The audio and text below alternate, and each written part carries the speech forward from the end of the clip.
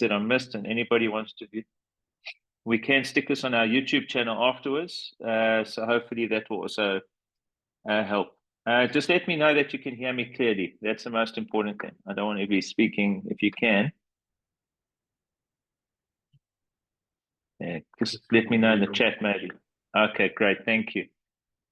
Okay, so I'm going to focus on the sports nutrition aspect, on fueling, on the energy system, on trying to give you all the knowledge that you're able to understand what the human body needs to be able to perform when you are doing exercise, especially intense exercise.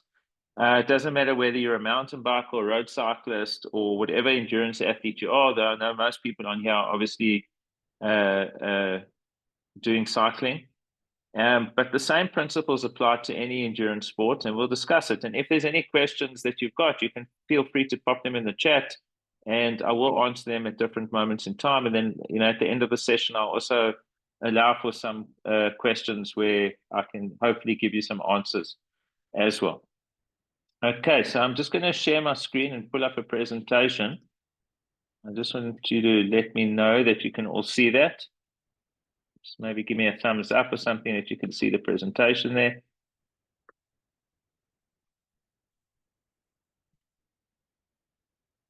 Can you see it? How to approach your race fueling.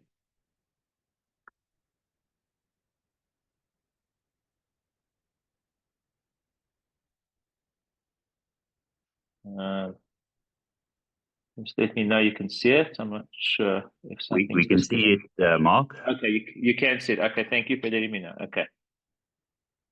Okay, so I'm going to get started. Before I get into the nitty-gritty of fueling, I think let me just chat a little bit about some human physiology, how the human body works, because once you understand that, you'll definitely understand how the fueling fits into place with everything. And I think it's actually very vital.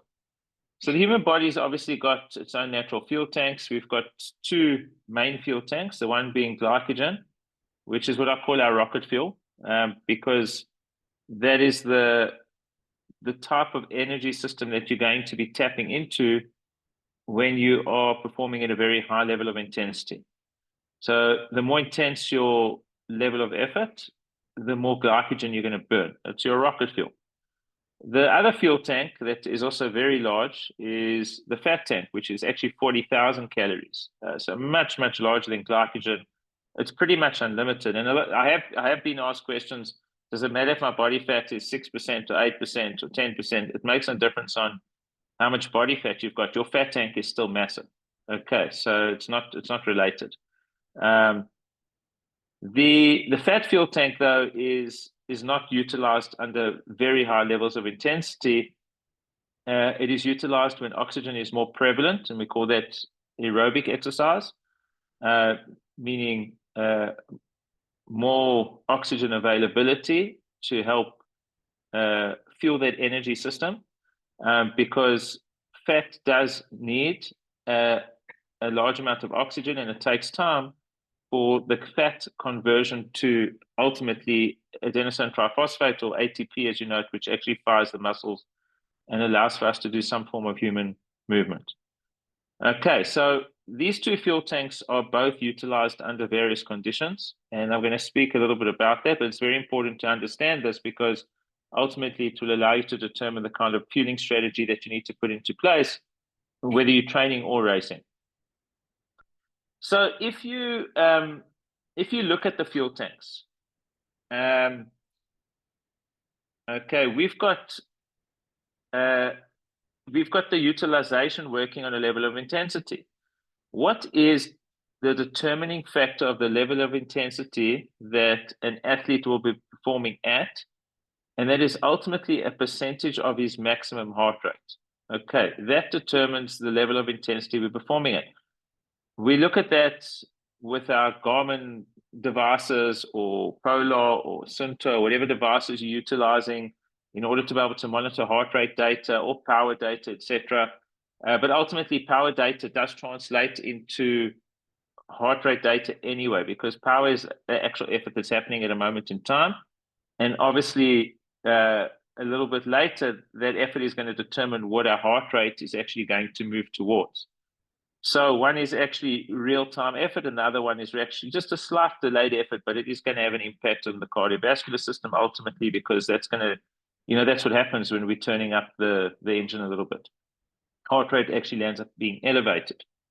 So if we have a look at what are the percentages of maximum heart rate, and I have a look at the different zones, some people use zone 1 to 5, A, B, and C.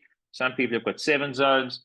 It doesn't really matter. The thing with heart rate zones is there's a very big distinction between levels of intensity, and they're quite clear cut. So if we look at zone 1 and zone 2, we know generally, for most of you that understand data, and most of us do understand data thanks to Strava and all the devices that are out there. But zone 1 is more of a recovery zone. And if you have a look at the fuel tank in there, the yellow represents the fat usage and the white represents the glycogen usage, which is obviously our carbohydrate stores. And you can actually see that really close to nearly 100% of the energy system that we're tapping into is actually fat. It's not glycogen. So we're actually burning off a large percentage of fat in zone 1. And if you look at zone 2, you'll notice that the fat percentage that we're utilizing is still very, very high, and glycogen is very minimal, which is 60 to 70% of maximum heart rate. But as we move into zone 3, you'll notice that it's very close to like a 45-55, closer to 50-50 split between glycogen and fat. And so what actually happens is that zone 3 is what I actually call the glycolytic zone. And glycolytic zone meaning you're burning off a large amount of glycogen. So zone 3 is actually a carbohydrate zone. It's more of a carbohydrate burning zone. And then obviously zone 4 and 5, where you're looking at above what we call LT or lactate threshold, is definitely predominantly a carbohydrate burning zone, and very little fat gets burnt off in those zones. And now I'm talking about during exercise. A lot of people say to me, and I'm just going to put this out there, so you're telling me that I can't burn off fat when I train in zone 4 or 5. I hear people tell me I'm riding slowly so I can burn off more fat. Obviously, you're going to burn off fat if you ride in zone 4 or 5. Then the level of intensity is a lot higher. And what will happen is for many hours after that session, your metabolism is still going to be elevated, and you're still going to be burning off a large amount of calories post-exercise, as opposed to a much smaller amount of calories that are burnt in zone 1 and 2. And those will probably only happen during exercise, whereas with higher zone training, you're going to be burning even after exercise because of metabolic elevation. So just take that into account. It's got nothing to do with body composition or burning of fat. It's really about the energy systems that are utilized during exercise. Okay, so something that's quite important to understand here is that when it comes to exercise, a lot of people say there's this 80-20 rule. 80% of the time you should be doing like sort of zone 2 aerobic training, and the other 20% of the time you should be doing some intensity training. And if you look at a lot of the methodologies out there, sports science principles when it comes to conditioning and training endurance athletes, their principles followed quite clearly that the majority of training is actually aerobic, and the smaller portion of training is anaerobic. And that's really what we call polarized training. On the one hand, you've got your aerobic, which is up here, and then anaerobic at another level, and that can be broken down into above threshold training, below threshold VO2 max training, neuromuscular training, which is very intense. Those are your short max sort of power efforts, your 5, 10, 20 second big efforts. And that's really how it's broken down. So in short, once we understand an exercise session or a race and the intensity that we're going to be performing at, we already understand which fuel tanks are going to be coming into play during that level of effort. Okay, so that's the first part we need to clarify, is that you need to understand the level of effort you're performing at. That will be a duration or period of time, and a level of intensity over that period of time. I get a lot of athletes that say to me, oh, my average heart rate was 130, 140 beats per minute. So, I was sitting in aerobic zone. But that's average heart rate. My question to you is, what did your max heart rate hit? Because maybe during that session, your max heart rate hit 170 or 180. In the beginning, it was maybe cool, wind chill factor, your heart rate was so low, maybe idling at 100. But the combination of the two gave you an average heart rate of between 130 and 140. You still hit your glycogen stores massively when you take up the heart rate to those zones. So don't ever look at average heart rate. Understand where your maximum heart rate in that session is going to hit, because that's going to determine the fuel tanks that you tap into. And once you activate those fuel tanks, you're going to be utilizing those fuel tanks. Okay. So if I go now to just a little summary, high intensity sessions deplete glycogen at a much more rapid rate. If I go back a little bit, you'll see that glycogen's only 2,000 calories, with fat's 40,000. So if we're depleting glycogen at a much more rapid rate, obviously our glycogen tank is very short-lived. It's not a massive fuel tank. In other words, there's only 2,000 calories there. Maybe my training session is 2 or 3 hours. Maybe I'm going all out. Maybe I'm going at race pace. And I'm actually going to have to fuel to be able to lower that glycogen burn. And we'll talk a little bit more about that. If I'm doing lower to medium intensity sessions, which is basically sort of recovery to aerobic zone 1, zone 2, maybe upper zone 2, maybe I'll tap into zone 3 a little bit, because sometimes if you go for a long, let's say going for a 3 or 4 hour session, it's possible you're intending on that session being aerobic, but we know that over a couple of hours, as the temperature climbs and as your body starts to expend a little bit more heat, you're obviously losing a little bit more fluid. When you're sweating, when you're losing more fluid while you're sweating, it does create a little bit of thickening of the blood, because you're diverting blood towards the surface of the skin, which is where the sweating effect takes place. And what happens in that case is that you get what's called cardiac drift. In other words, your heart rate will just naturally elevate over a period of time. What that elevation will be, it might be, you might land up in zone 3 for a small period of time. It might be insignificant, or you might land up there depending on temperature and weather conditions for a much larger portion of time. And then you would need to take into consideration as to how you were going to fuel that and actually hydrate to try and keep that heart rate down if it was an aerobic session. Okay. So in short, if I have a look at the human fuel tank, on the one side, on the left side, I've got aerobic, and on the other side, I've got anaerobic. Obviously, the different levels of intensity, zone 1 to zone 5, and you can see that as I'm in the aerobic zone, right at the bottom level, I'm utilizing a large portion of the fat tank. But as I go up, you'll see fat tank starts to deplete, and the glycogen tank usage is coming up as I move towards max heart rate, which is very sort of high anaerobic zone. So if I have a look at that little arrow I put at the bottom there, you'll see that in those low zones, I've got what's called low carb fueling. And as we go through the zones, you want to introduce more and more carbohydrates, try and actually get to max carbohydrates if you are going to hit those upper zones. Because the only thing that will reduce the rate at which your glycogen tank depletes is carbohydrates. By ingesting carbohydrates, you're actually allowing the carbs to be converted into glucose quite rapidly, and that will be fueling your engine, and you'll be sparing the glycogen. The minute you are not ingesting a sufficient amount of carbohydrates, or very maybe negligible, some people do faster training, you'll find that glycogen tank will deplete a lot more rapidly, and your level of ability or your potential to be able to push hard for long is going to be mitigated completely, and you won't be able to put out as much as you want to. So it's very, very important that fueling has to shift and shape itself around your desired level of effort. Because if you don't plan accordingly, you're not going to be able to maximize your potential to be able to perform at a high intensity for a long period of time. And that's what determines, that can be the difference. For some of you, it could be the difference between a PB. It could be the difference between you finishing with a smile on your face or crying and suffering in tears when you cross the finish line, or if you get to the finish line. And it can also be the difference between a winner or a loss. And I've seen that with a lot of athletes. Those that train hard, everybody trains hard for an event. You might get 2 athletes at the same level. They're both training extremely hard, but the other one's eating harder, fueling harder. And there's no doubt that that's going to give him a very high percentage of an advantage over anyone else. So it does play a very important role in giving you the ability to be able to perform at quite a high level. Okay. So I've just put this up here. I put the fuel tanks back up here now.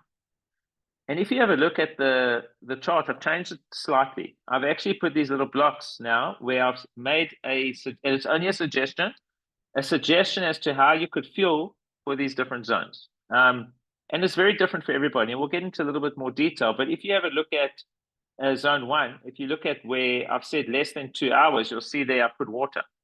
If you can go zone 1 and you're training for less than 2 hours, it is so low on the aerobic zone. You're getting so much oxygen in, and you need oxygen to be able to convert fat into fuel. You're not performing at a high level of intensity. You can absolutely do a water training session or a faster training session, or maybe even just a mineral electrolyte solution as well, depending on the weather conditions, if it's hot or it's humid. But that would absolutely sustain you. And if you're going greater than 2 hours, you might then consider taking in a low carb. And that's because you might land up drifting from a cardiac perspective. You actually might land up getting a slightly more elevated heart rate than you intended on getting, based on just the fact that you are heating up and the temperature conditions on the outside are heating you up as well. At the same time, if you're going for many hours and it's aerobic, because we're endurance athletes and we tend to burn off a large amount of calories in a day, especially if you're doing longer sessions, it would be worth ingesting some form of nutrition during an exercise session, not to really fuel the session, but to enable you to recover quicker from that session. And it absolutely does also aid the recovery process. So keep that in mind, and we'll discuss a little bit later. But fueling during an exercise session is not just for performance, but it also helps for the recovery post-exercise as well. Okay. If you look at zone 2, you'll see less than 2 hours. I've also put water. I mean, I get on a kicker. I ride 2 hours with a pacer.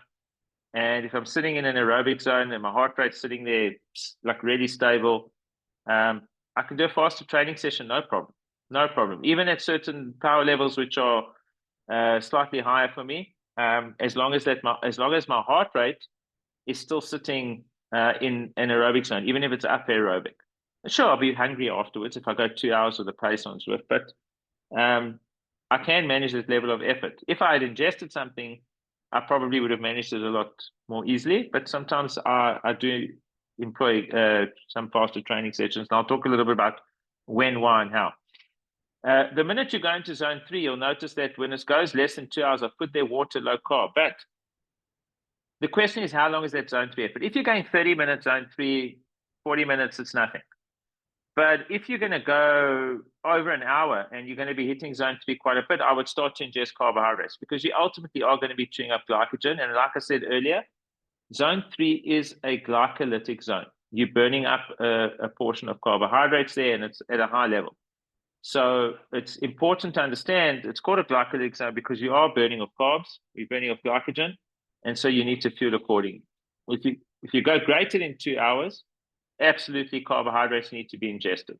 Okay, maybe you go with the lower carb solution if it's sitting at just around 2 hours, but if you're going 2.5 or 3 hours, definitely taking in a large amount of carbs. If you're looking at zone 4, I've got carbs all across, and if you look at zone 5, well, zone 5, you're not going to be going greater than 2 hours. There's no ways. Zone 5 is minute zone. So absolutely, if you're going to be hitting zone 5, and even if it's intervals, so let's say you're doing 6x3 or 7x3 minute intervals, maybe doing a VO2 session, and you're really pushing into that upper zone, you need to fuel it. You need to take in a large amount of carbohydrates, not just because you're chewing up glycogen, but carbs also help you perform at a much higher level. And I mean, if you've heard about the famous mouth rinse test that Asker Jurkendrup did, where they took 2 groups of time trialists, and they made the one group drink water, and the other group they made them drink an energy drink, and they could see the level of performance in the guys that took in the carbohydrate mix was much higher. Then what they did was they made the group, instead of having water, they made them put the carbohydrate drink mix into their mouth, swirl it around, and spit it out, not even swallow it. And you saw the level of performance improve also. So what does that mean? It means that if you've got a goal to hold a certain level of power for a certain amount of time, and you take in carbohydrates, you will achieve that goal a lot more easily than if you did a fasted session. So always fuel for the level of effort. It will absolutely make a difference. And someone said to me once, if I can manage, and I'm just going to give you an example. Let's say you've got to push out 300 watts for 3 minutes and you've got to do 6 efforts. For some of you, it might be easy. But maybe for somebody that weighs 60, 65 kilos, it's a really tough one. But let's say it is a tough one, but it's manageable on water. The question is, if you took in carbohydrates, would you be able to push out maybe 305, 310 watts for those 3-minute efforts? And the answer is probably yes. You would be able to push higher amounts of power. So somebody says to me, well, why would that be beneficial if I can push out more power if I'm doing the session? And the answer is simple. You're doing more muscle damage. Okay. So by you fueling and being able to do a more significant amount of damage in that session, you're also working the cardiovascular system quite hard.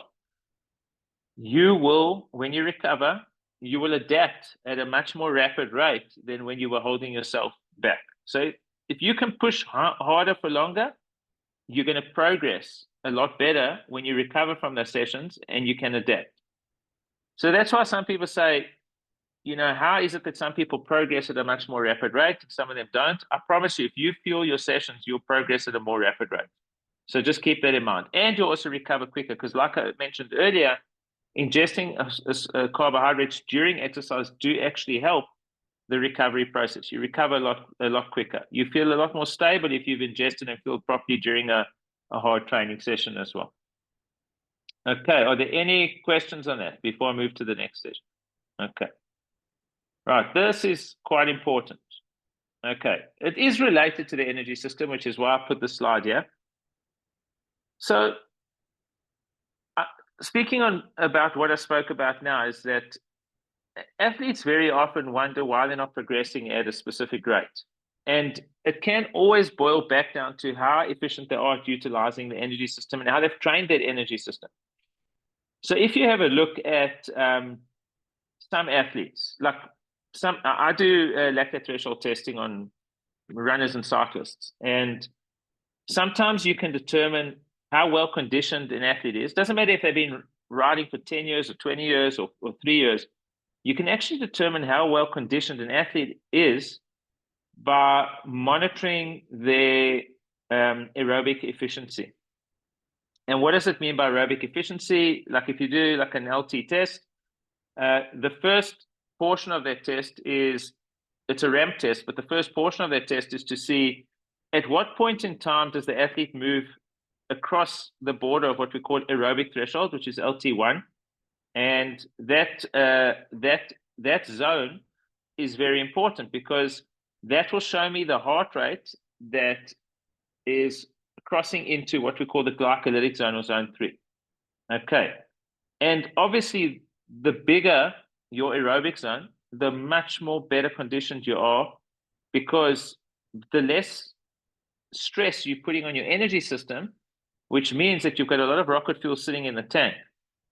So if you have a look at this chart that I put up here, this is actually real data of a real life athlete. He was a runner. He wasn't a cyclist. Okay. But if you have a look at the top chart, heart rate versus lactate, from a testing protocol, if you have a look at the aerobic zone, which is in green, which is zone 1, zone 2, before it crosses into zone 3, if you have a look there, his heart rate crossed over at 120 beats per minute.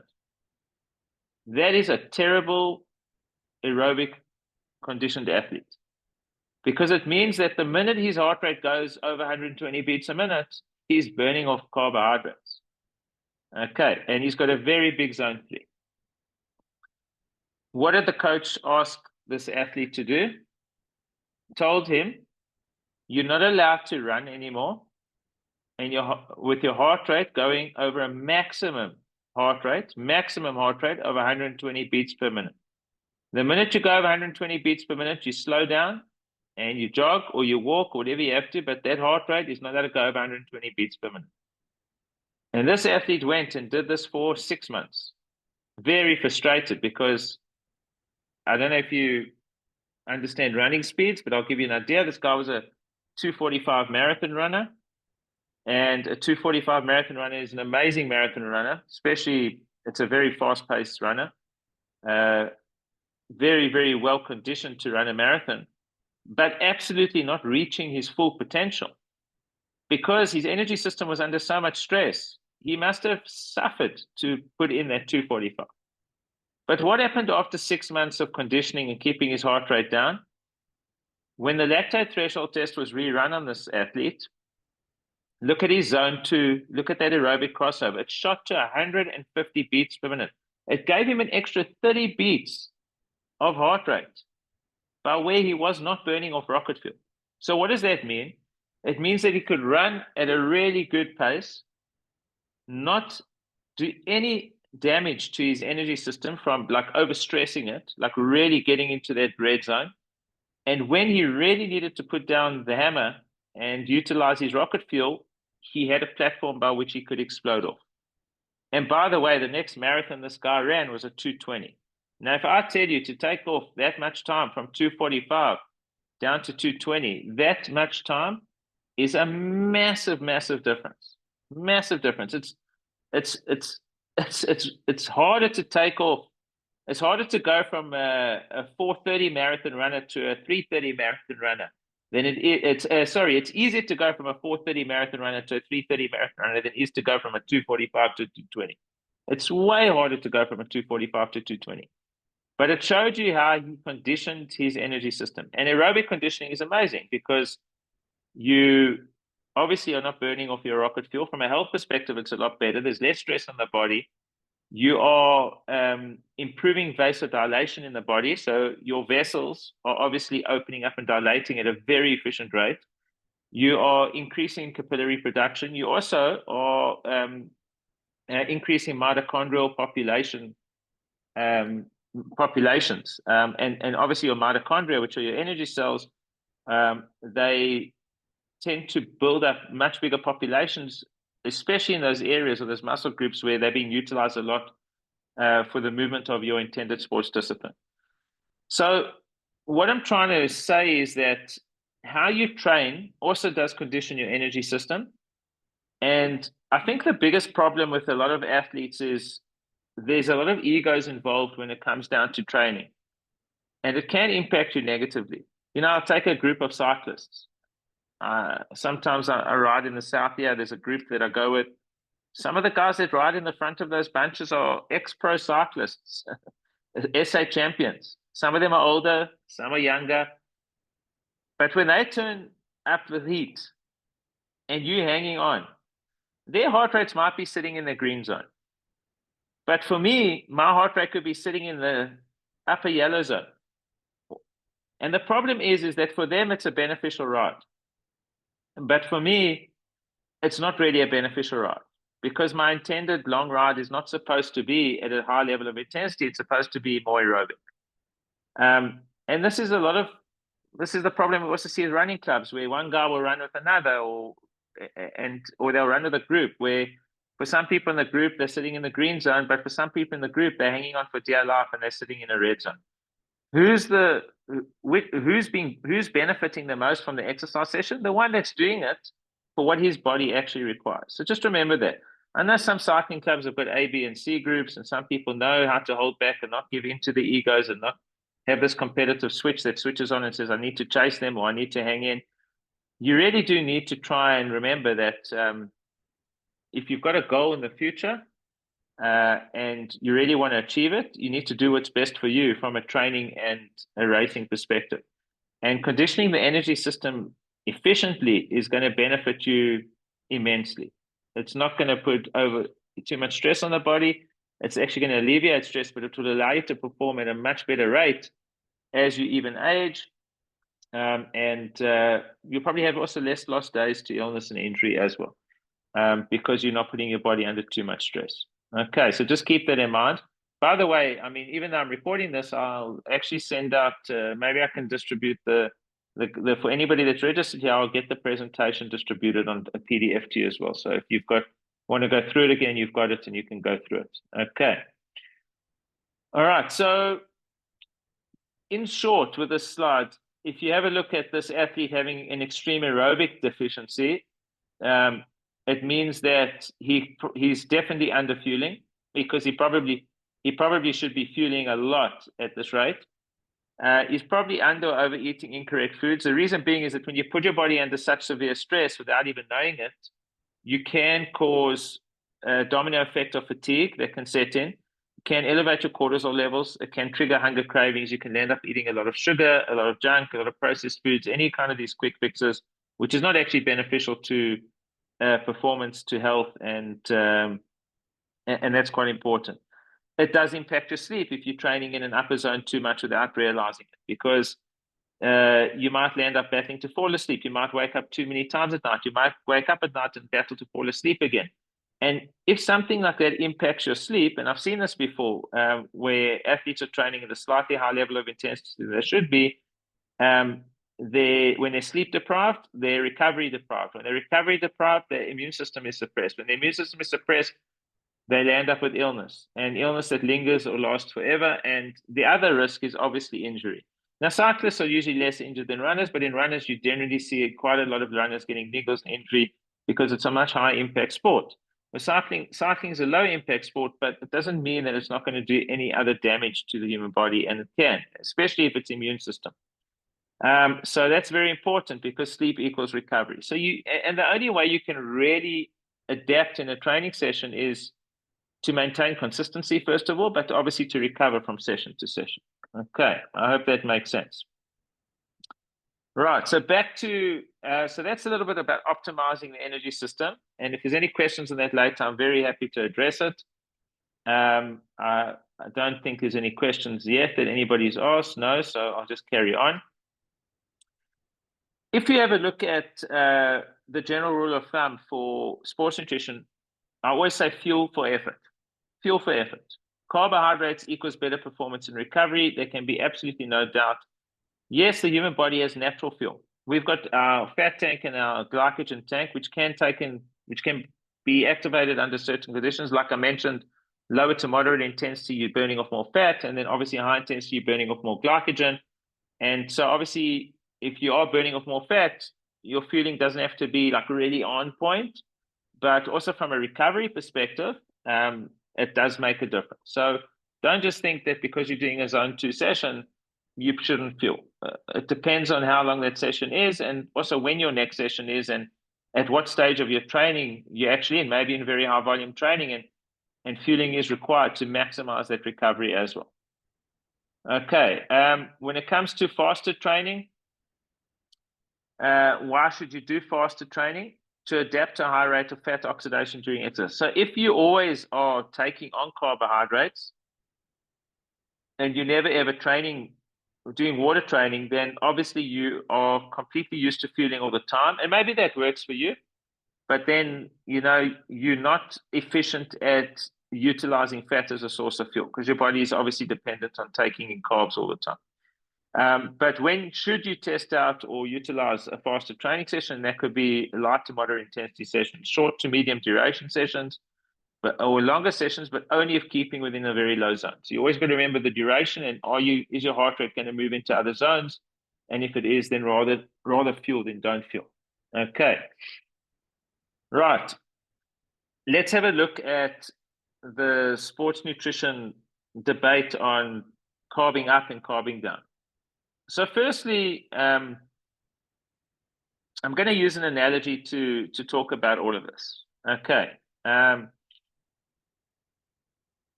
If you are always carbing up, or some days if you're always doing fasted training, you basically are speaking two different languages. And if you think about it, if I had to say that the carb up, in other words, taking carbohydrates is one language, and fasted training or burning of fat is another language, one could be Spanish, one could be German. So let's say you are carbing up, you're the Spanish. You're training your body to utilize a certain amount of carbohydrates per an hour. I'll talk a little bit more about how we work that out. And you're ingesting carbohydrates consistently. Your body is really good at what we call lower fat oxidation. In other words, you're not oxidizing fat, but your body is efficient at oxidizing and utilizing carbohydrates because you're doing it quite frequently. So your body's basically learned to speak that language. It's like if you go into class and you learn to speak a language, they start with maybe pronouns and then maybe verbs and then simple sentence structures. And you build this up over a period of time, and eventually you become a little bit more fluent at speaking another language. And once you can speak that language fluently, it's it flows. It eventually starts to flow. But then one day the teacher comes into the classroom and starts to speak to you in German, not Spanish anymore. And suddenly you have got no idea what she's saying. And now you've got to start learning this entire new language. You've got to basically start learning the language of German. And that requires starting with the basics, maybe simple pronouns, verbs, and then eventually more complex sentence structures, etc. And you build this up. And it doesn't take days and weeks. It takes months and months and months of practice and conversing before you become efficient at it. And the human body works the same way. On one hand, you could be carbohydrate efficient. You speak in the language of carb oxidation, and your body's very efficient at breaking down and utilizing carbs as a source of energy. And then one day out of the blue, you just decide, or maybe you left your energy bottle at home and you decide, I'm going to go on a fasted training session. And man, you feel absolutely terrible.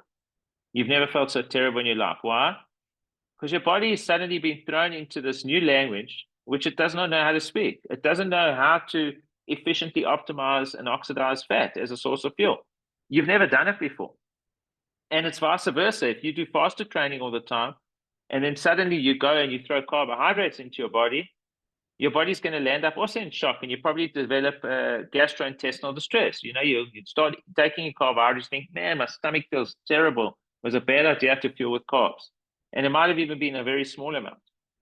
So what I'm trying to say is that if you want to be efficient and really, really efficient at optimizing, breaking down, utilizing carbs, you need to train your gut to speak the carbohydrate language. If you want to be efficient at burning off fat as a source of fuel, then you need to train your body to speak the fat language and understand under certain conditions what that's going to feel like. And it works both ways. So high carb intake, you get low fat oxidation, but you optimal carbohydrate oxidation. Low carb intake, obviously high fat oxidation, low carb oxidation. But the best athletes in the world are efficient at both. They periodize their carb intake. They utilize carbohydrates when they should, and they'll do fasted training at some stages as well. And they are very good at oxidizing fat at very high levels of intensity, as well as they are very efficient at oxidizing carbohydrates at very high levels of intensity. So when it comes to this saying that you should train low and race high, it's absolute nonsense. Because if you train low and you race high, you will end up in trouble.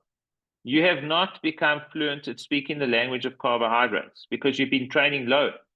And suddenly you go with a high intake, you are going to be finished on race day. Your stomach is not going to handle it. Absorption rates are not going to be optimal. You probably might not even know what those optimal absorption rates or volumes of carbohydrate intake should be during a race. And you're going to land up feeling dizzy or bloated or gas or stomach cramps or running into the bushes or whatever it is.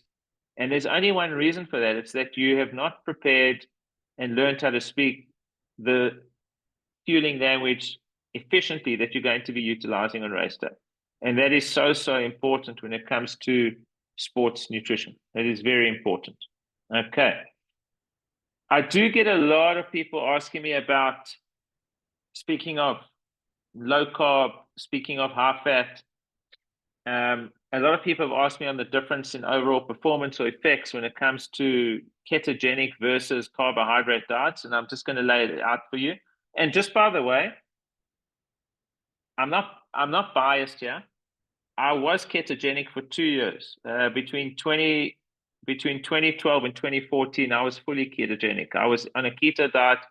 Man, did I eat fat after fat after fat, more than 70% fat in my diet, protein, very low carb. And I used to take blood tests on myself every single day to make sure that I had a nice high level of ketones, that I was burning off fat.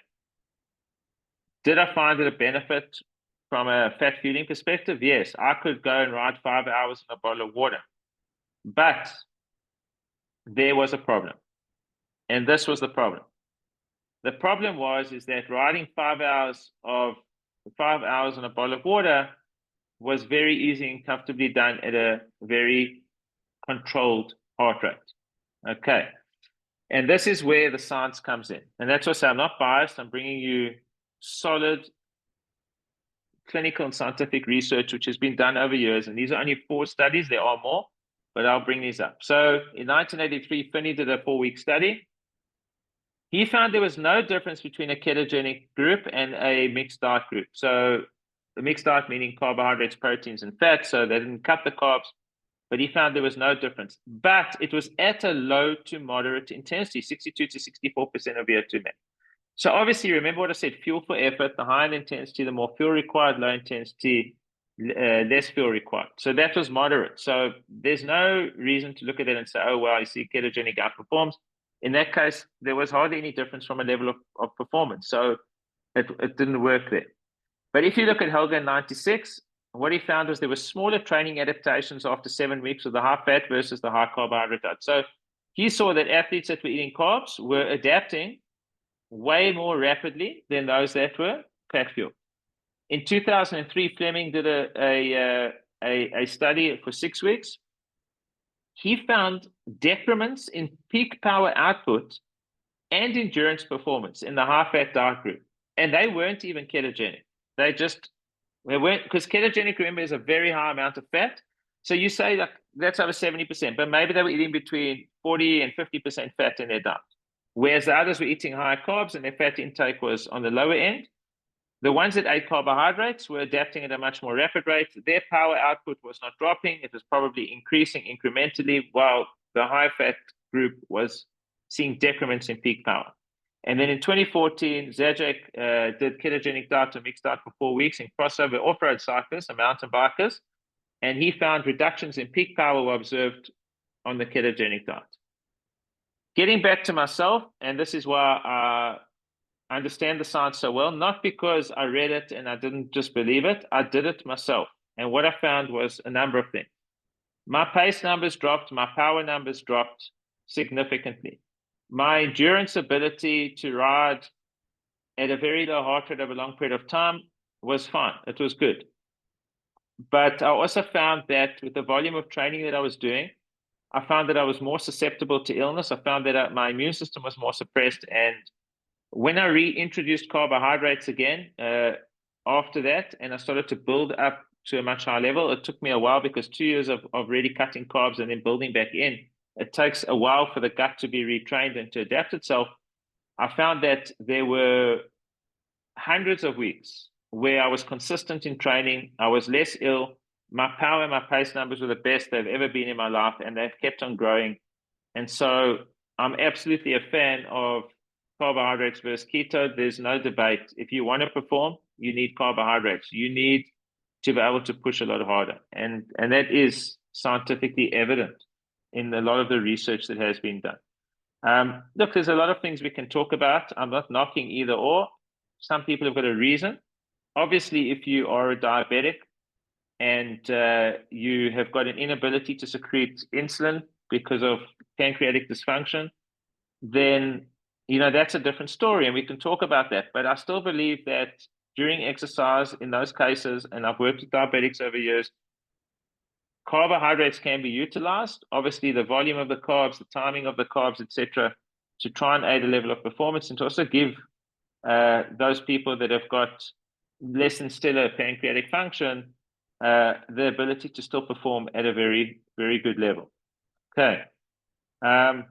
I just see that there was something in the chat here. Just need to see if there's a question.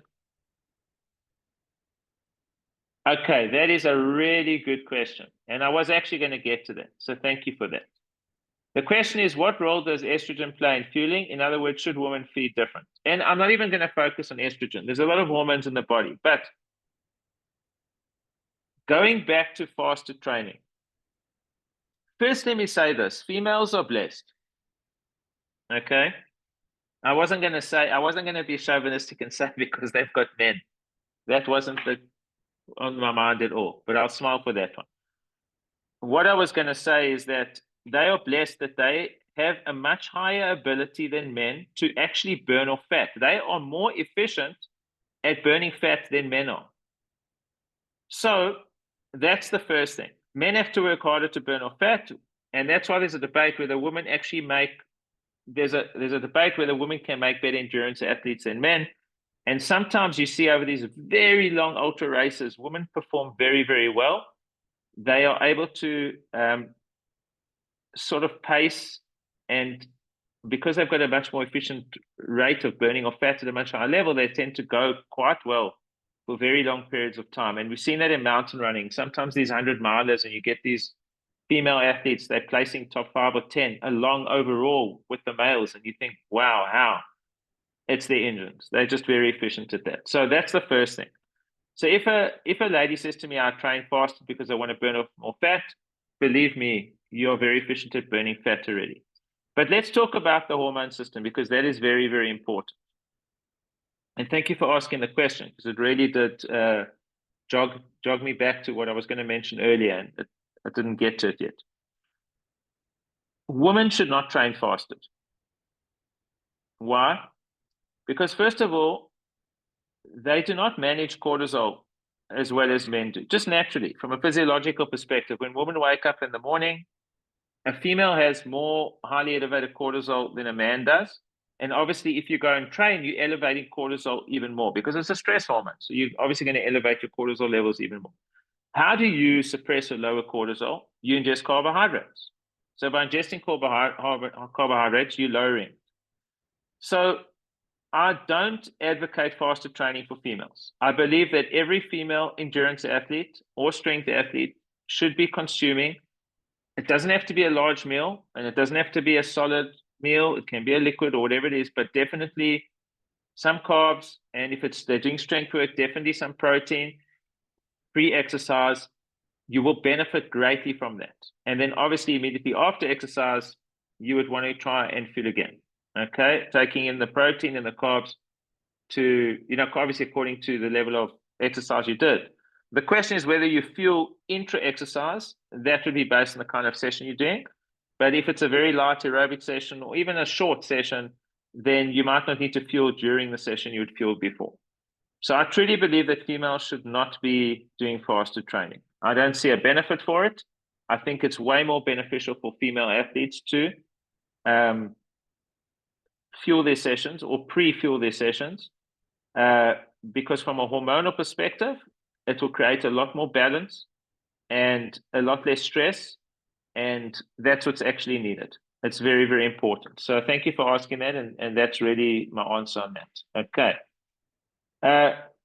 If you think you're going to gain weight from fueling before an exercise session, there's no chance. No chance at all. The only way you can gain weight is if you burn off more calories than you're consuming in the course of an entire day. So if you break down your meals and eat small meals frequently, and you're consuming less calories than what you're burning off at the end of every day, and over a 7-day period, you're in a slight calorie deficit over the week, then there's no way in hell that you could actually gain weight. It's a numbers game. It doesn't matter what kind of diet you're on, whether you beach diet, high carb, low carb, paleo, carnivore, it really doesn't matter. It's all about energy in versus energy expenditure. And if you are burning off a small amount of calories, like a deficit of like maybe 200 to 300 a day, less than what you're burning off, and you're doing it over a long period of time, which is a healthy deficit, it's easily maintainable. It's easily maintainable, and over time, you're definitely going to be in a weight loss environment. The problem comes where you're in too much of a calorie deficit, and then obviously that's creating a lot more stress on the body, and that can lead to fat production. It can lead to water retention. It can lead to inflammation, and obviously it can lead to what I call not necessarily putting on weight, but actually body composition changes where lean muscle drops and the percentage of body fat to lean muscle changes. And I do a specific session on that with athletes as well. But let's talk about practical fueling strategies for now. And if you've got any questions later, I'm very happy to answer them. When it comes to carbohydrate fueling recommendations, okay, it's dependent really, and I've mentioned this in the previous slides, dependent on the duration and intensity of the session. This slide was actually done by my sports scientist, Asker Jurkendrup, who's a very well-renowned sports scientist in Holland.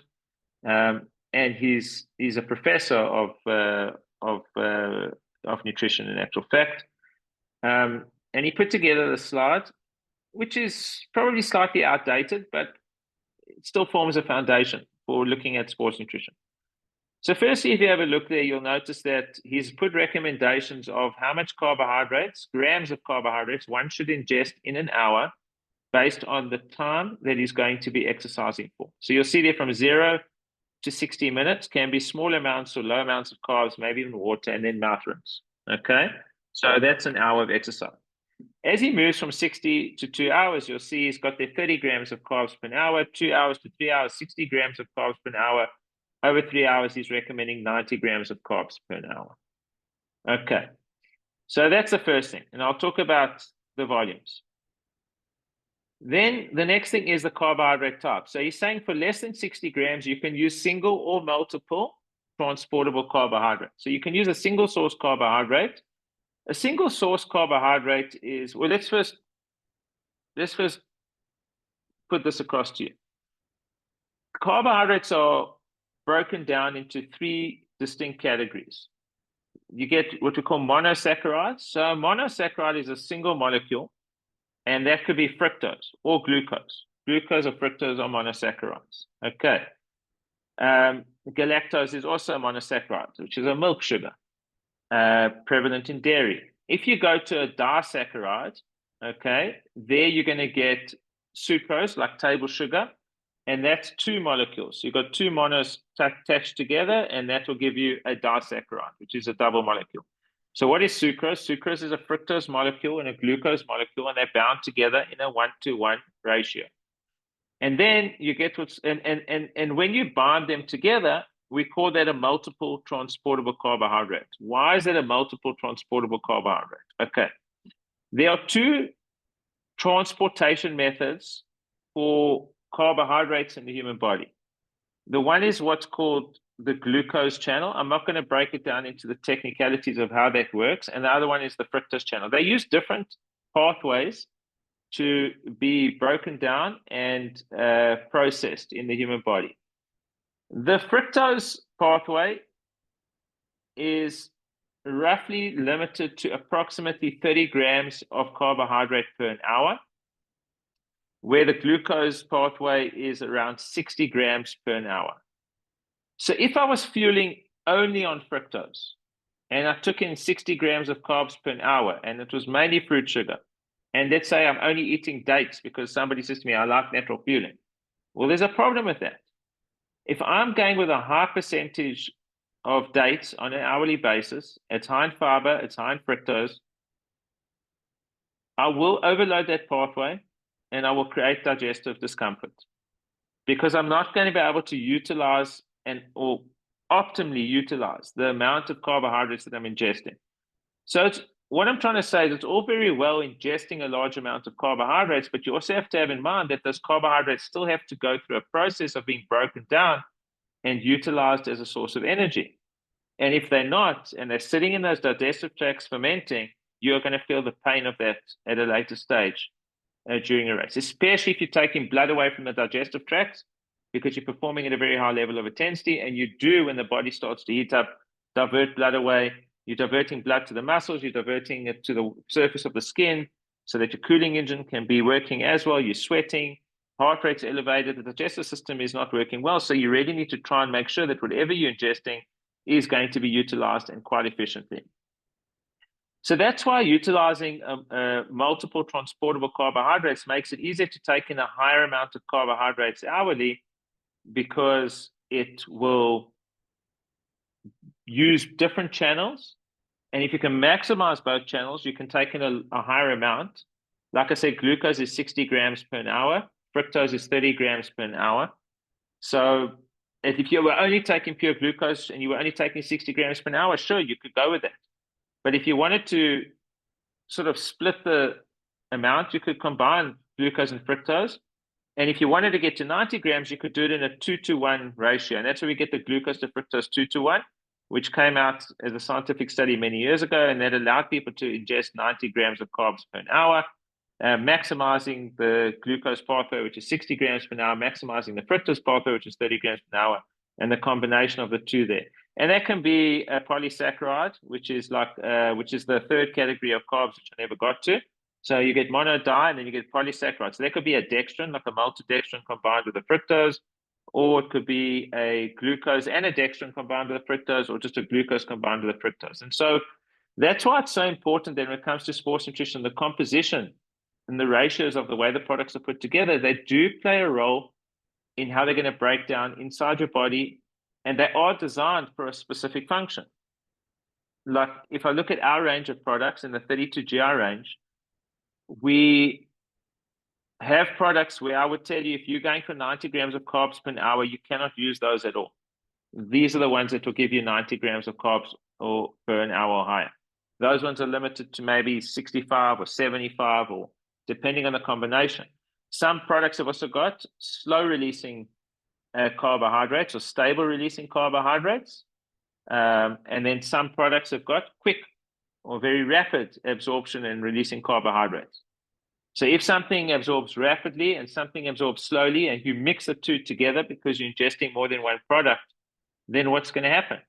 You are going to create havoc inside your stomach. You're going to impact the specifically designed absorption rate of that product by combining a bit of a soup mix together. And so you've got to be really, really careful as to how you do it. Okay, we're going to get a little bit more into that later, but I need to talk a little bit about the science over here. Okay. Just by the way, and I think it's quite important, when I said this is outdated, obviously, athletes are also moving towards the 120 grams of carbs per hour. And we see that in Tour de France cyclists. You ask how these guys can push out massive power for 60 minutes. I mean, if you look at Pogacar, his power output is massive, but I promise you these guys are fueling for effort. You won't believe what these guys are ingesting on a day-to-day basis, way more than what they did maybe a decade ago in the Tour. And that shows you how performance can improve when you are ingesting a much higher level of carbohydrates. Okay, just by the way, I'm taking 115 grams of carbs per hour.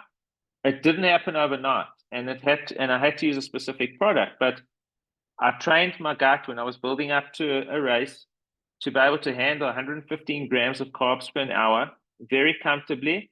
And somebody said to me, what does it feel like? And I said, well, the only problem is that you feel like you should have pushed harder during your session. You feel so energetic. And when you finish your session, you feel amazing and you recover quite rapidly. Okay, so let's talk about that 120 grams of carbs per hour. Okay, and this is something that's quite important because I'm very much a guy that follows the research and quite in depth. And I deal a lot with a lot of scientists globally and tap into some of their brains as well, because I think it's quite important to understand that I think we're still scratching the surface here. And what works for one individual is not going to work for next. So they did a test because obviously, there's another ratio, not just a 2-to-1. There's a 0.8 to 1 fructose to glucose ratio. Okay. So there were a lot of studies that came out seeing, is a 0.8 to 1 the way to go?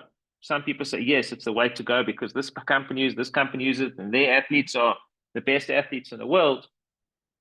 But let's put all the marketing and the sales behind, and let's just actually have a look at pure science. And you'll see that the results of the comparison between ingesting a 2-to-1 glucose to fructose ratio and a 0.8 to 1 ratio, okay, and they did a fructose to multidextrin ratio compared with the current recommendation of 90 grams with a 1.2 to 1 fructose to 2 glucose ratio, it resulted in higher exogenous carbohydrate oxidation rates, okay?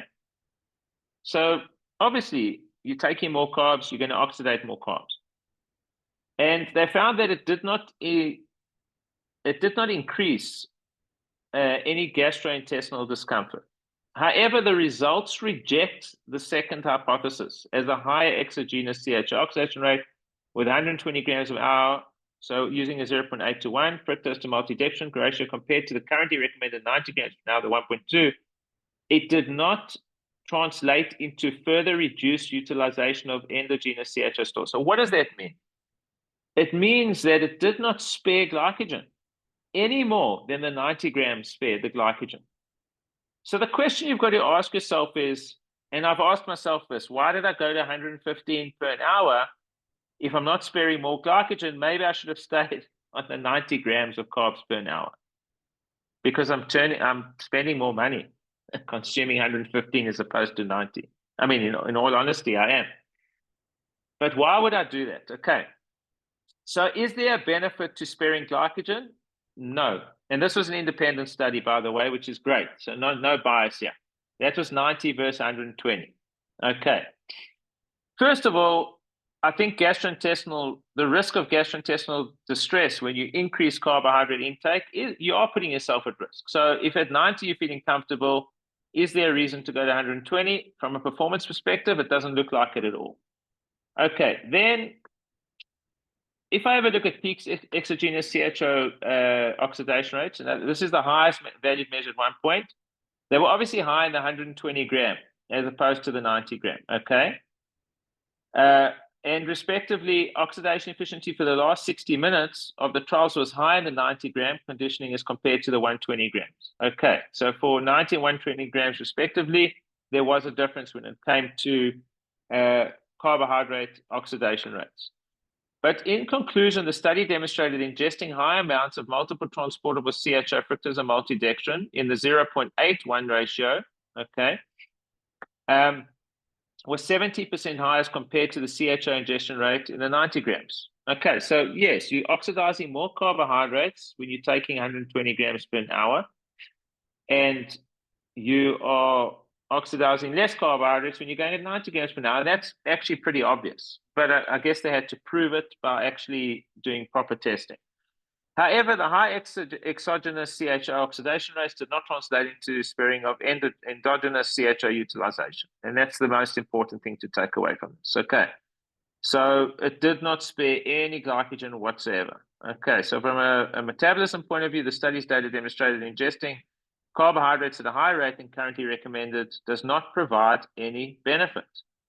Okay. Despite high exogenous CHO oxidation rates, there was no sparing of endogenous CHO stores. And that's really quite important, okay? Because the only reason I would actually take in high carbohydrates is actually to spare more glycogen. But that wasn't my thinking around getting the high carbohydrate intake. And then what they did was they also did another study. They took a normal gel versus a hydrogel. We all hear this hydrogel story, and there's more than one company doing hydrogels, and I personally have looked into hydrogels as well because it's something that's been on my radar for a very long time. But again, I'm not one to look at the hype. I'm one to really dive into the science. And if you have a look at the small number of studies that have been investigated with the use of commercially available CHO hydrogels to deliver CHO during exercise, the data does not support the claimed benefits of enhanced carbohydrate delivery to the muscle, reduced gastrointestinal distress, and better performance compared to the use of traditional carbohydrate solutions. So what I take away from that, it doesn't matter whether you take a energy drink, an energy gel, a hydrogel, a 2-to-1 gel, or whatever gel, there's no benefit to looking at any kind of expensive hydrogel because it's not going to play a benefit there. So we still believe that future research should be done, but that's so far the studies that have come out. As far as the conclusion goes, I'm not going to go into the results of all the studies, and I will send this to you. Guys can read through it, and we've got the PMIs as well. You can actually go and look at them up in the PMI database. But the systematic review and meta-analysis demonstrated that current literature indicates there's no benefit of adding sodium alginate, which is what they use as the hydrogel substance, to a carbohydrate beverage during exercise. Further research is required, of course, before firm conclusions are drawn. I must tell you, a lot of this research studies was, I mean, that's 2020, by the way. It's now 2024. Nothing's changed. It's still the same. And the conclusions drawn is really stick with what works for you, what tastes good, and what will give you hourly rate of carbohydrate ingestion during exercise. I think that's really what it shows you. And you can actually see, if you have a look at the chart here and you're looking at fat oxidation, CHO oxidation, sparing, etc., between all the gels, it's a much of a muchness. It's pretty much the same. Okay. There was also conflict of interest in some of the studies done. And that's a problem for me. If you look at the studies, you always look at conflicts of interest, and you'll find that like one of the studies was done by YP, which is the sub 2-hour project, which was a marathon that was done obviously overseas to try and run a marathon under sub 2 hours. And when the research study when they were paid to do this research study, they are a 1.1% shareholder of Morton. And so basically it was funded by them, and the contributions that came out were showing that even a study where there was a conflict of interest showed that there was no benefit as far as oxidation rates go, etc. And the reason I'm just putting this out there is if you're looking at any products on the market, and I'm not trying to sell you our products, I'm not trying to sell you any products because I'm an educator, I'm not a salesman. But what I'm trying to say is, in simple terms, black and white, I will never pull the wool over your eyes. I will tell it as it is. The science is there. If you like a product, if it tastes good, if it feels good on it, if the texture is good and it works for you, I would never want to change what you're doing because stick to it. Okay, absolutely stick to it. If you feel that you're trying to increase the amount of carbohydrates you're trying to take in per an hour and you're not getting there, then maybe you need to try and look at a different gel composition or a different energy drink composition, because maybe the combination of the way the products have been designed is not conducive to maximizing the absorption in your digestive system. And we're going to get to how you become aware of that. Okay. So this is something that I developed many years ago because there wasn't really a proper methodology put into place as to how an endurance athlete needs to build up a fueling strategy to determine how many grams of carbohydrates should be taken per hour.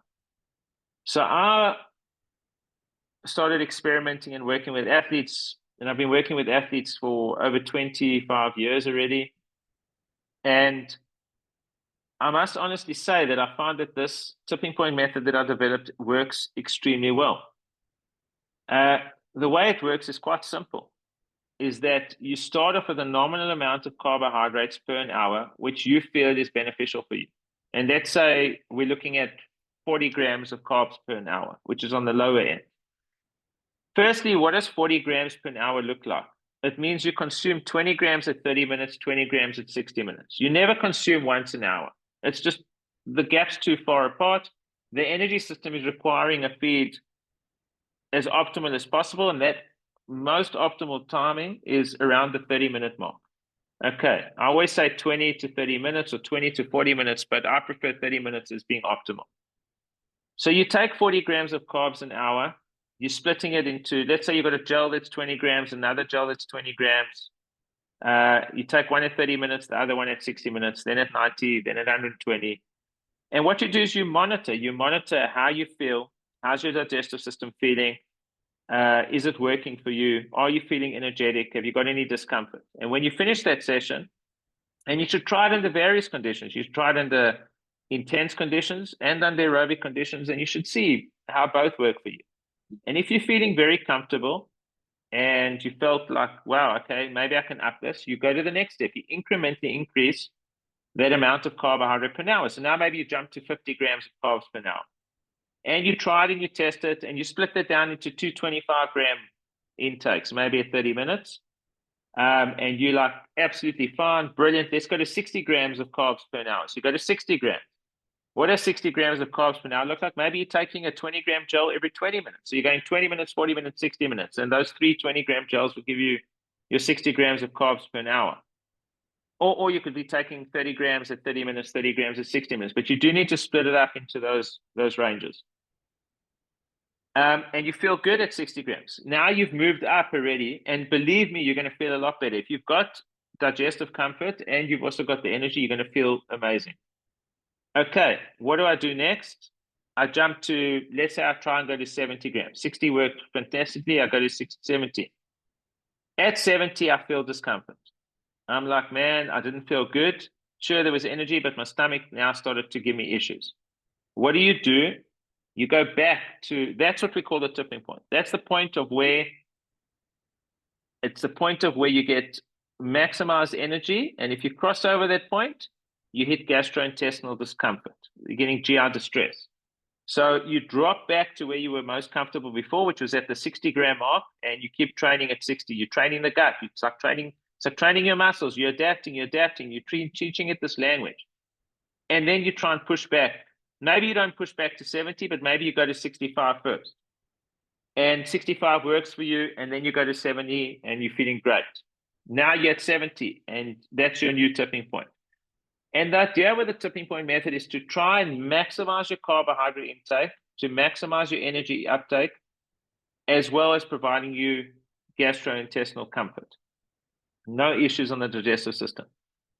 If you keep going back to that same tipping point and you keep getting stuck, so let's say you're hitting 70 grams, you've gone back to 65, you went back to 70 after a few weeks, you went back to 65, back to 70, and 70 didn't work for you, then you've hit that tipping point.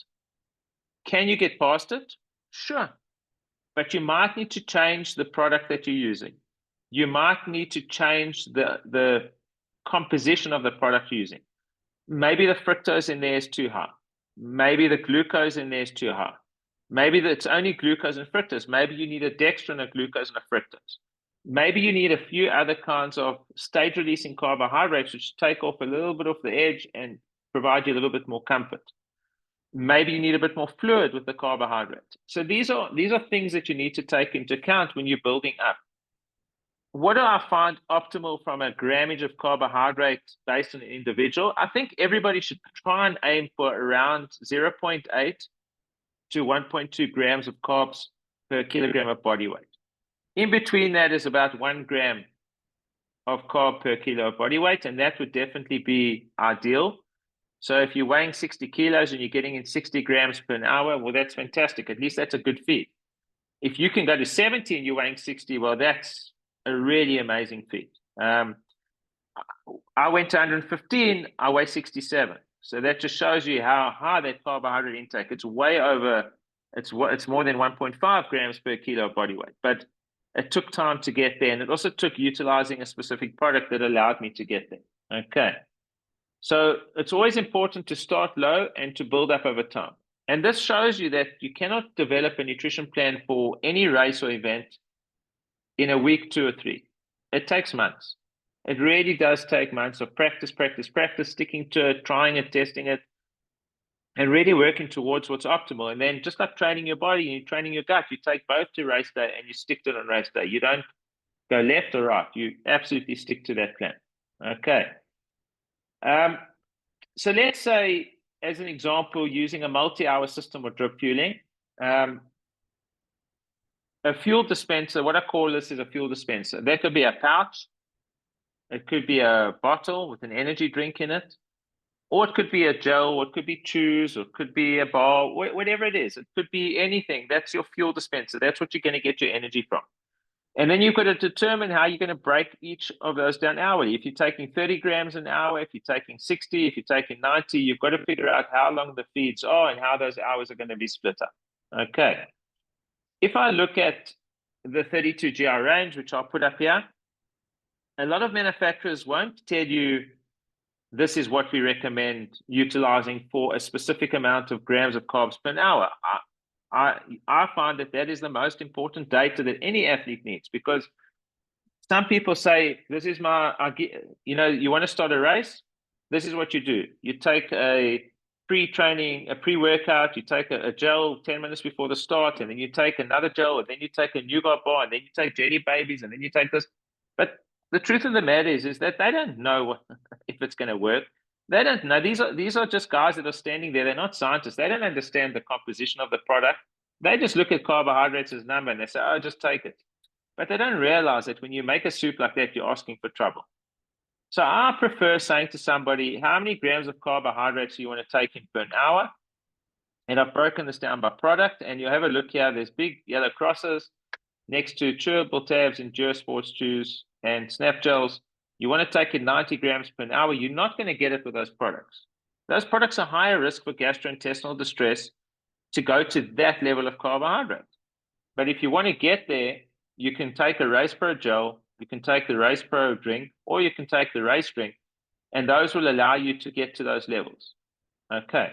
And I've just broken it down into what does that mean to finish a whole gel in a certain space of time. So, if you want to go with a Race Pro gel, it's one gel every 50 minutes. You take maybe half at 25 minutes, the other half at 25 minutes. And that's how you would feed if you wanted to get to 90 grams per hour. If you were going at 60 grams, it'd be a half every 38 minutes. So maybe then you go a third, and you need to finish that in 76 minutes, which is an hour and a quarter. So you need to have one gel in an hour and a quarter, and that would give you, you could split those feeds up over the 20 to sort of 30-minute periods to get to that. So I would go a third. But that's how you want to try and structure your consumption, as well as calculating what the hourly value is for your carbohydrate intake. Okay. Aside from energy, we've got to look at hydration, because they're very important part of sports nutrition, and you need to separate the two.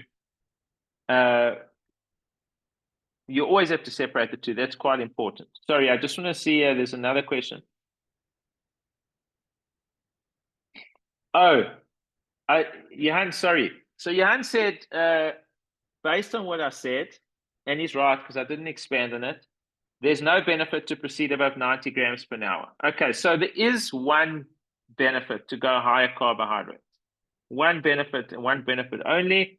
I don't know if any of you would have guessed this, but the benefit is recovery.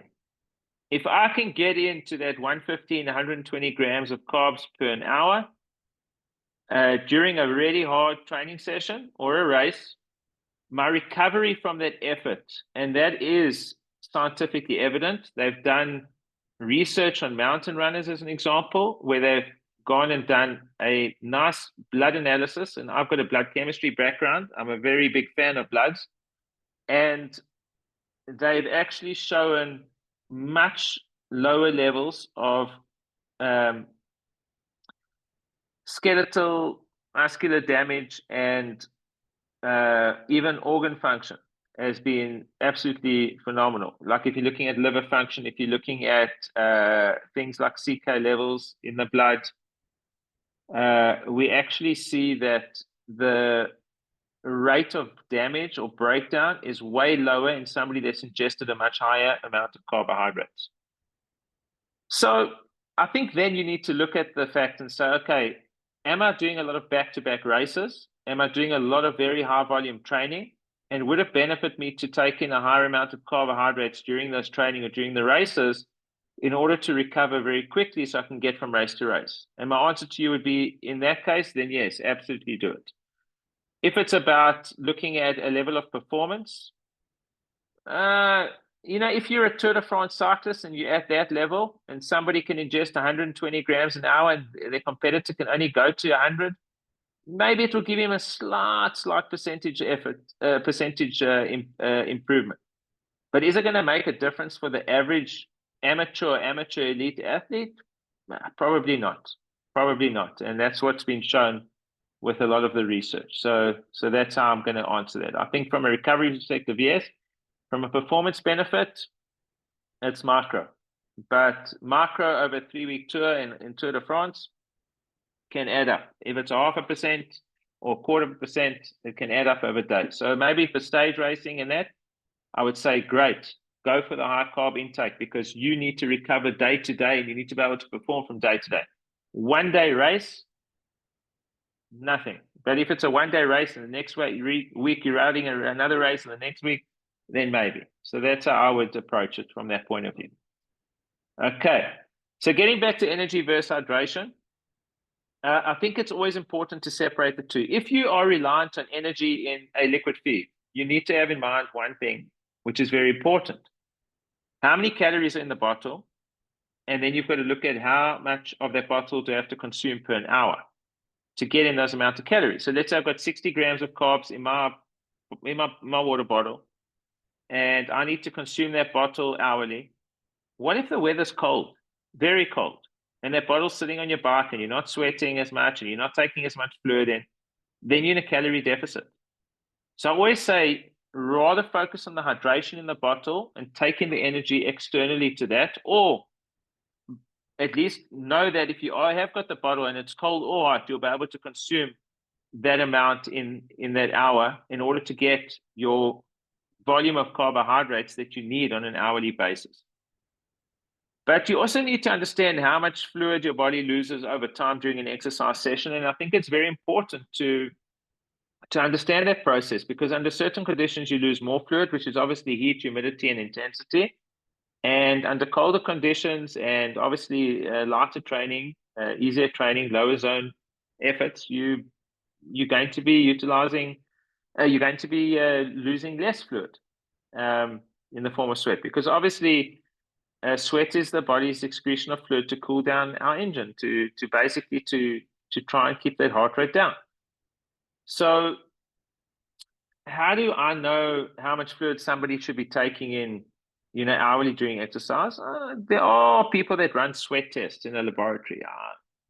I've never really personally been a huge fan of them. There is some merit, but I think that you can do your own basic testing. And I've weighed myself before and after training sessions for years. And I found that the minute I can understand under various weather conditions and temperatures how much fluid my body is losing on an hourly basis, I need to know that I should be consuming or taking in around 80% of that fluid loss to try and reduce or mitigate a really severe amount of dehydration. And that is probably, for me, the best way of doing it. So if I go on a 3-hour ride and I lose 2 kilograms, and by the way, I weighed myself before I got dressed and I weighed myself without my clothes on afterwards, because obviously if your clothes are wet, then it's going to add weight onto the scale. But if I've lost 2 kilograms and I've been going for 3 hours, then basically that means I've lost about, it's about 666 milliliters of fluid per hour. Equates to 660 grams, basically. 2 liters, 2 kilograms. Okay, but then maybe I could have said, oh, but wait a minute, I forgot that I also took in 500 milliliters during that training session. So actually I lost 2.5 kilograms, which is 2,500 milliliters, 2.5 liters. So now to that 666 milliliters per hour, I've got to go and add in another 500 divided by 3. Well, you work it out, it's about 100 and call it 170. I'll just round it off around 170, 175, add it to the 166, and I'm closer to about 850, 60 milliliters per hour. What's 80% of that? So then you're looking at least about 600, 650 mils of fluid per hour, which is what I should have consumed. And so hydration is really different for each individual. It's based on duration, intensity, and temperature conditions. And it would be nice to gauge an idea. And then the best way to fuel is to take in the hydration separately, that you work out your hourly rate, your carbohydrates hourly. You could take them together. You could take them separately. I like to sometimes take in the fluid 10 minutes, take in the energy 10 minutes, take in the fluid 10 minutes, take in the energy 10 minutes. It allows me to spread it out quite nicely. But it also, the more frequently I feed and the more frequently I hydrate, the better my control mechanisms are. The further they are apart, the less control I've got. Because if I'm in a deficit and I've dropped, I'm in trouble. If I'm in a hydration deficit and I've dropped, I'm in serious trouble. So I sort of preempt and I try and sip more frequently to try and get in a certain amount of fluid. Another thing is, it's important to understand that consuming water on its own is not beneficial because it absorbs at a much lower rate. So it's very important to take in water with a sort of mineral solution, specifically sodium, which actually maximizes fluid absorption. And you can add a carbohydrate into the mix as well. But taking in a hypertonic solution is way better than taking water on its own. So think about a blocked drain. It sort of drips a little and blocks if there's a mild blockage. But if you add drain cleaner to it, which is sodium, for example, in a high amount, it drops more significantly. So if the human body is capable of absorbing 200 mils of pure water per hour, and you go and add some sodium to that mix and maybe a little bit of carbs to that mix, maybe it will increase it to 250, 260 mils every 20 minutes. So as opposed to 200 mils every 20 minutes, it's now 260 mils every 20 minutes. So it allows for more maximum absorption. So I think it's quite important to understand from that hydration perspective. I think it's very important not to create a soup. A lot of people are very scared of sticking to a very simple nutrition strategy. They plan this entire buffet en route, which is crazy. Because like I mentioned earlier, the the buffet en route is going to cause havoc from an absorption perspective. You just don't know what kind of level of absorption any food is going to provide you when it's mixed with other different foods. And I think it's quite important that if a product is giving you what you need on an hourly basis, then stick to it. I mean, if I go for 8 hours, 9 hours, 10 hours of racing, and I have done that, I stuck to one nutrition product, one strategy. The only thing I've done is varied the flavors in order to be able to just not be tied down to the monotony of a single source fuel that tastes the same, because the palate does get sensitized over a period of time. But I've just modified the flavors, and it works 100%, because really it's just about energy in, and obviously the energy that's being expended.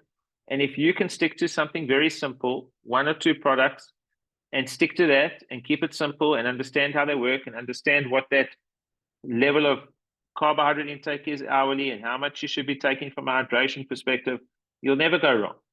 But the minute somebody says you're making a vegetable soup and you're adding in coconut oil and beef and bones and every other thing to that soup, in the end, it's not going to do your stomach very good. And it might not even provide you the energy you need, because you're combining slow releasing mechanisms with fast releasing mechanisms, and maybe even get a blocked bowel because you ate this, or maybe you took Imodium that's going to block and play havoc with absorption, or you went and overdid bicarb because you think it's a good lactic acid buffer, and that went and blocked the absorption rate of the carbohydrates. And believe me, that's what some of these products actually do. So you can play havoc with the digestive system, and you can cause a negative effect. So please, don't make a soup. I just discussed this on the hydration side, so I'm not going to run through that slide again. Fueling with protein. Can protein be used as a fuel source? Yes, it can. Okay. Why can it be used as a fuel source? Because the digestive system can break down protein at rates of about 9 to 12 grams an hour. So 1 gram of protein and 1 gram of carb is both 4 calories. So you could have a protein carb mix, there's no problem. Where does protein really play a benefit? I find in long endurance events, it does stabilize you, it satiates you, it takes away that hunger, but it also can mitigate the effects of gluconeogenesis. Gluconeogenesis is when you've been exercising for many hours, a process gets put into place where the brain says, hey, we're utilizing fat as a fuel substrate, we're utilizing glycogen and carbohydrate stores as a fuel substrate.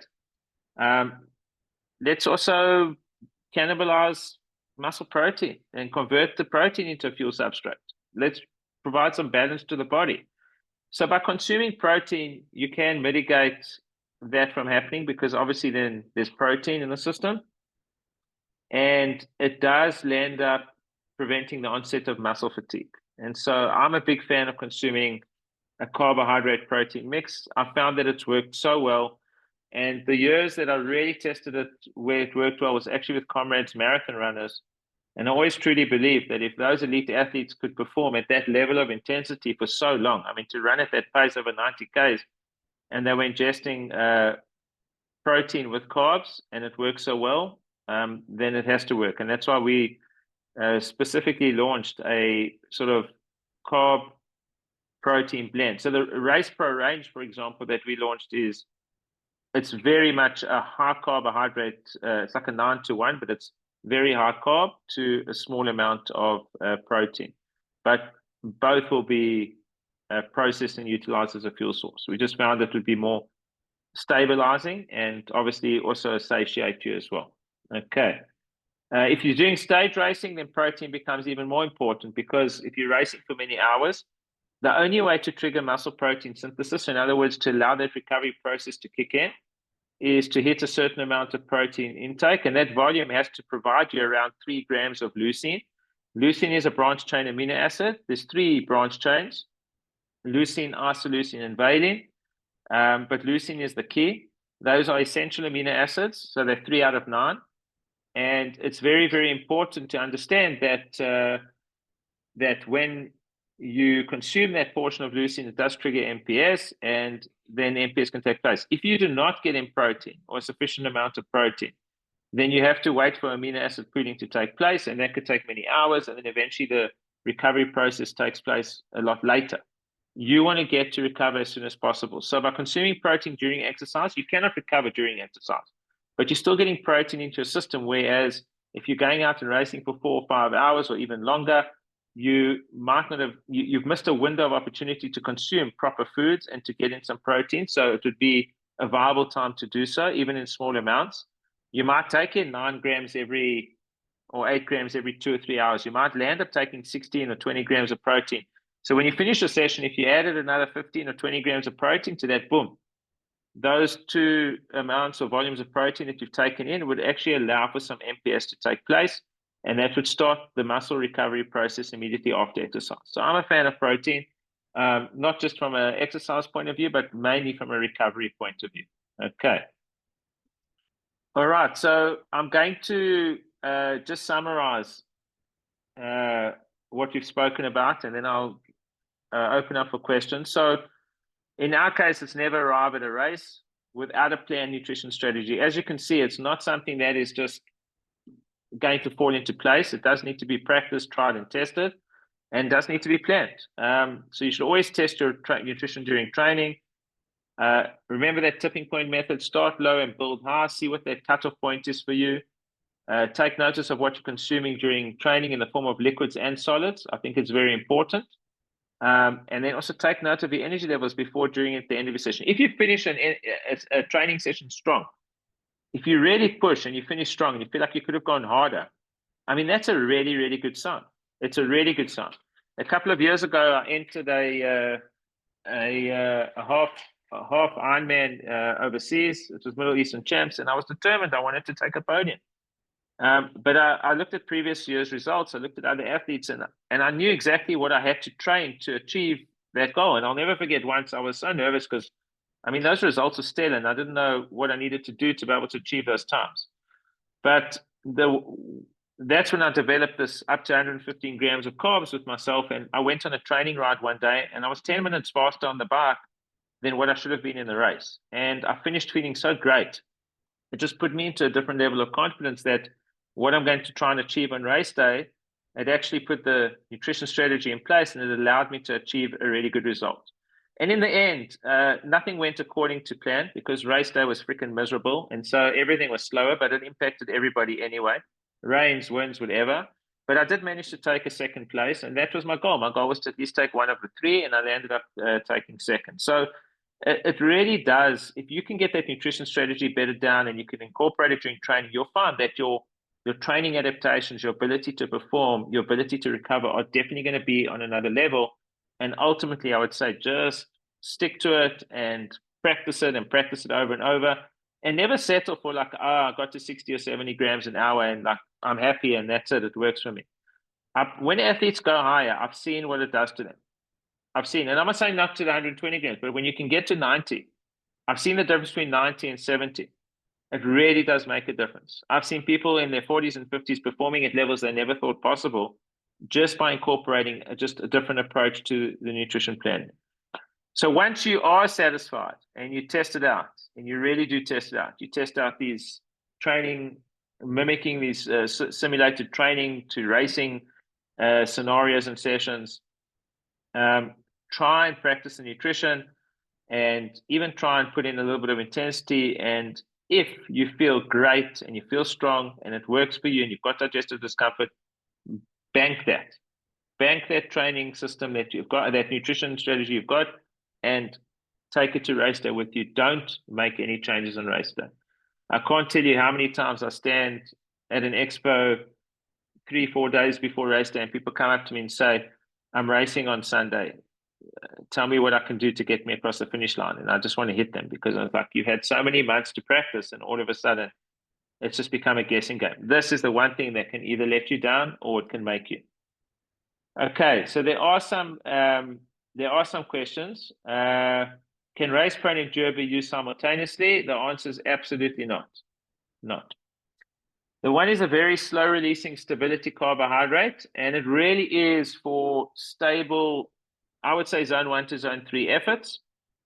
If you're going into those upper zones, you would have to take, I would say a snap gel could be put on top of the endure.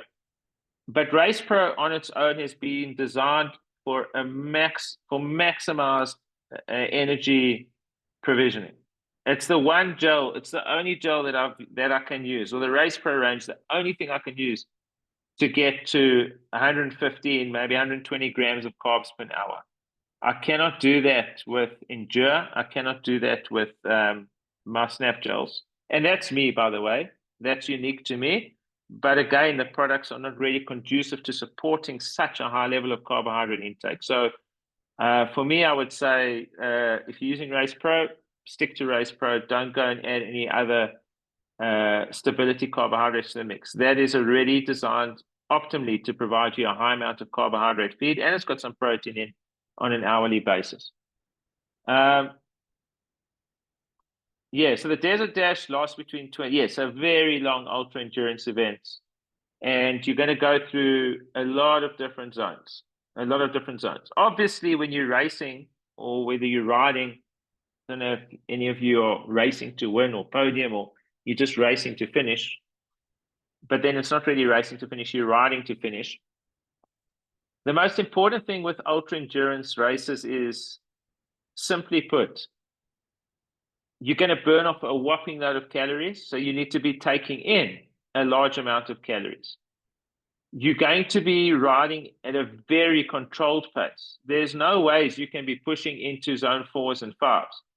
Even when you're climbing, you've still got to pace yourself up those hills. You can't be pushing a very heavy gear and putting down such big power. You've got to try and hold back. So I would say that you're going to try and avoid, definitely you're going to avoid zone 4 and 5. It's not where you're going to be, okay? But you're obviously going to hit zone 3. You're going to hit zone 3. And that means that you're going to require carbohydrate feeds when you're in there. Hopefully, most of the time, you can hold yourself into an aerobic zone because it will benefit you for a much stronger finish. But I think it's very important in those events to understand that sometimes even natural food goes a long way. So when I say don't mix products in a soup, obviously I'm talking about at the same time or within a close proximity to each other. But if I had to go like in an event like that and I decided on a Race Pro gel and I went for 4 hours in Race Pro gels as an example, and hydrate, because obviously fluid absorption is so important. You're going to, that's also something that's very important, especially with temperature changes. It could be hot during certain parts of the day, and then, in the evenings, it could be a lot cooler. So it depends on what periods of time you're actually riding. But then I might get to a station, I might think, they've got chicken soup. That's quite high in sodium, a little bit of protein, and maybe there's some noodles with it. There's nothing wrong with having, I've been fueling on an hourly basis. Have I utilized that fuel? Yes, I've burnt it off. I've definitely burnt it off. If I'm burning off 800 to 1,000 calories an hour, and let's say I'm burning 600 to 800 calories per hour, and I'm consuming a 300 calorie gel, or 400 calories of a gel in an hour, it's 300 calories a gel an hour, there's burn. I've burnt it. I've used it. It's gone. I can still have some natural food incorporated. I could have a peanut butter sandwich, and then I can let it settle. And then an hour later, I could start with gels again. Or then I could go to another station. I could say, okay, these guys have got oats, or these guys have got a pasta, or whatever. It's fine. You can incorporate it. But when you incorporate those different food sources at different stations, or you mix it up, just make sure that you are not putting it all in the same pot, that you are utilizing, and one feed is going to replace another feed. So like I said, I could have 1, 2, 3, 4 stages of a gel, 1 stage of a pasta, 1, 2, 3, 4 stages of a gel, 1 stage of a chicken soup. I could have 1 gel, then an hour later I decide, okay, no, listen, they've got peanut butter sandwiches, I'm going to go with that, or toasted cheese, whatever you feel like. But obviously, under such ultra endurance conditions, the body's going to speak to you and you are going to need different things. But again, keep it simple. Don't overcomplicate it. Don't have the gel with the pasta, with the soup, like in an hour. Don't go and have all that stuff at once, because that's going to hurt you. That's where you're going to start to create havoc. Let it get in the system, let it be absorbed, utilized, and then move on to the next energy product. So I hope that makes sense.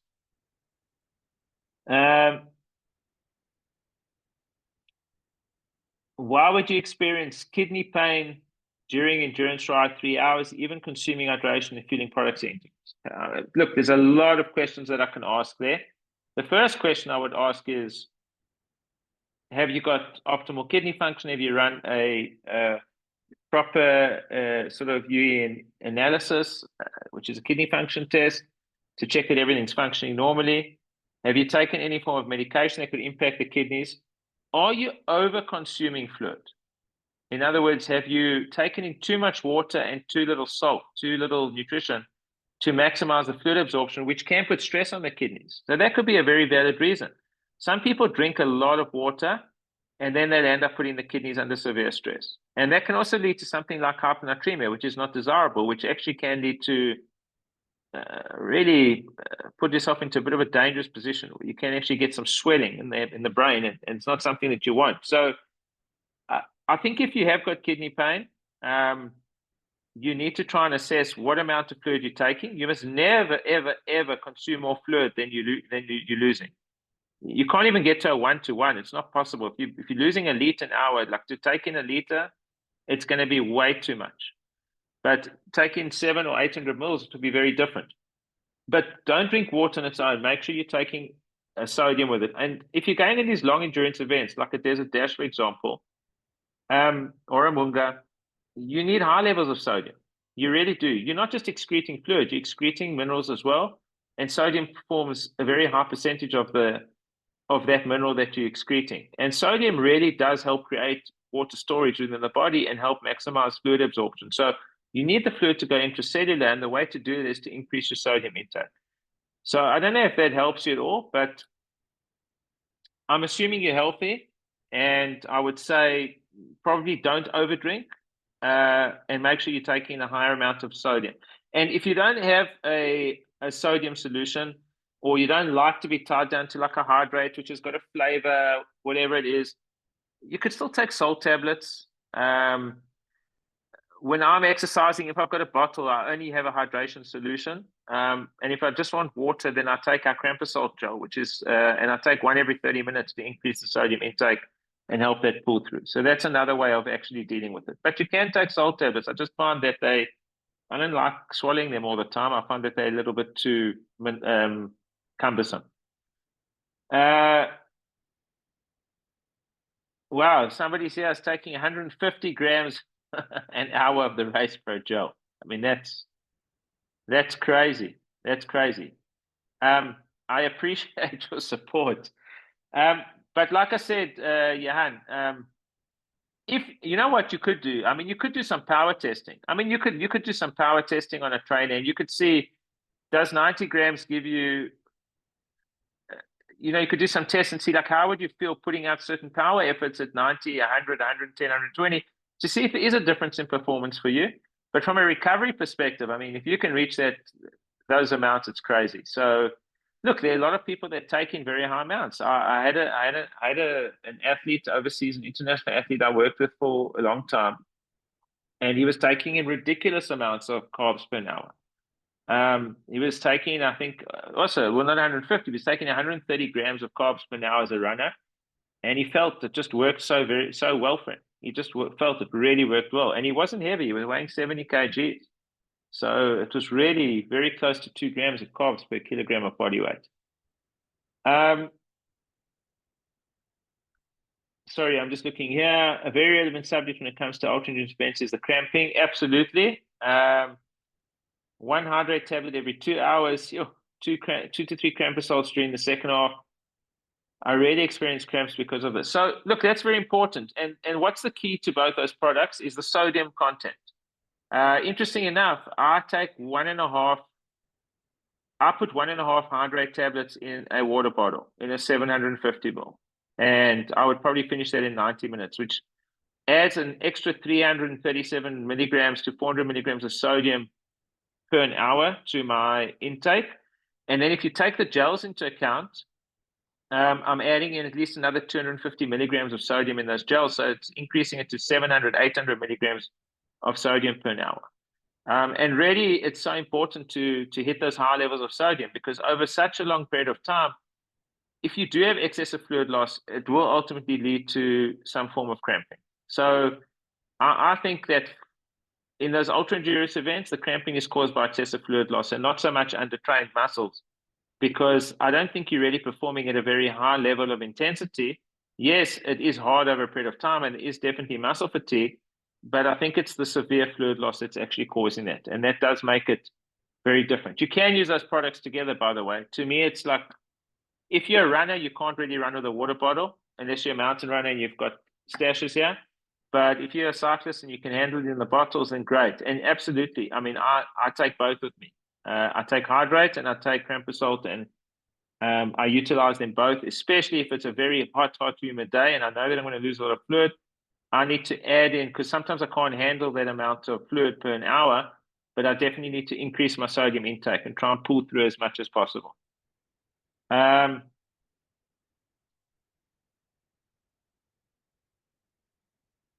Okay, yes, a very valid question. And this is why I said 0.8 to 1.2 grams of carbs per hour. Is the feeding strategy different to a very heavy individual?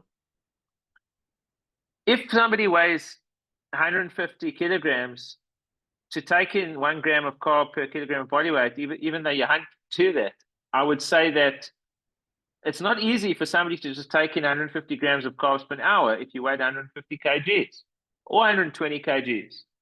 So that's why I say try and work on that 0.8 if you can get to it, grams of carbs per hour at least. My mind is a bit moggy from all my traveling, but I mean, if you weighed 120 kgs, it would leave you around the 90 gram carb per hour mark. And I'd say if you weighed 120 kgs, 130 kgs, and you could hit 90 grams of carbs per hour, that would probably be optimal for an individual like yourself.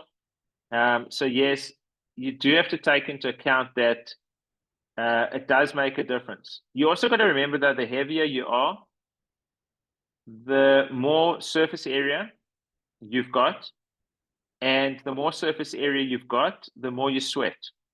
So your fluid intake really does need to be maximized. And in that case, I would say that you absolutely need to increase your sodium levels. You might need to go over 1,000 milligrams of sodium per hour, but you would need to try and test that. So gain of sodium, I'd start off between like maybe 550 to 750 milligrams per hour. See how you feel.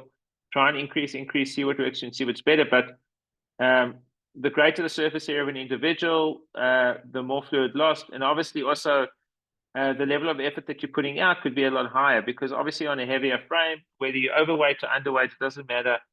On a heavier frame, even if it's more lean muscle, you still are putting out more power than the average individual, and you're definitely going to be burning a higher amount of calories than an average individual, which demands a lot more in the energy system for sure.